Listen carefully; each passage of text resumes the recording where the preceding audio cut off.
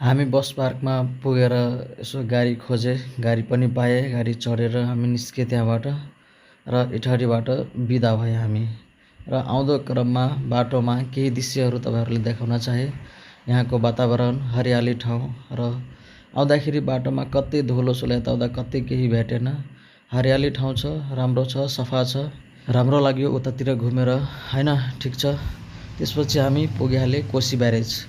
Koshi barrage पनि राम्रो ठाउँ हो, तपाईहरुले हेर्न सक्नुहुन्छ। यस्तो राम्रो ठाउँ, यो पनि घुम्नै पर्ने ठाउँ हो। कोशी ब्यारेज तपाईहरुले हेर्न सक्नुहुन्छ। कति भिड थियो के पुलमा। पुलमा धेरै भिडभाड थियो, त्यही पनि मान्छेहरू सबै थियो क्या। हामी पनि हेरे, हामी त गाडीबाट हेरे, ओर्लिन त मिलेन, गाडी त्यहाँ रोक्न मिल्दैन। पुलिस प्रशासनहरु हुन्छ, त्यहाँ गाडी रोक्न दिँदैन। यस्तो बर्खाको बेला छ, बाढी छ धेरै, त्यही भएर त्यहाँ गाडी रोकेर हेर्न मिल्दैन। बसबाटै हेरे, झ्यालबाट राम्रो लाग्यो, धेरै राम्रो छ। तपाईहरु पनि हेर्न सक्नुहुन्छ। तर पुलमा यति धेरै मान्छे थियो, फोटो खिच्ने, टिकटक बनाउने, रिल्सहरु बनाउने खालको मान्छेहरु यति धेरै थियो।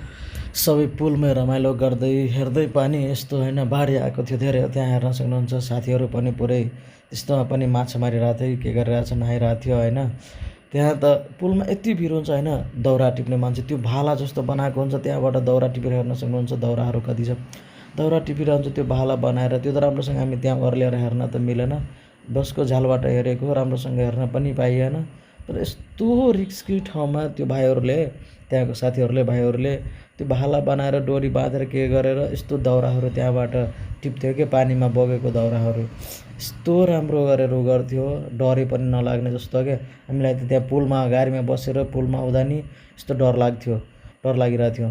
तर त्यहाँ भाइहरु हेर्न सक्नुहुन्छ, त्यहाँ उसमा छ के, त्यो भित्र उतापट्टि जो जुन पुल गएको छ त्यतातिरको त्यो पुलहरुमा गइसकेको छ। यस्तो बवाल त्यो ठाउँ ल।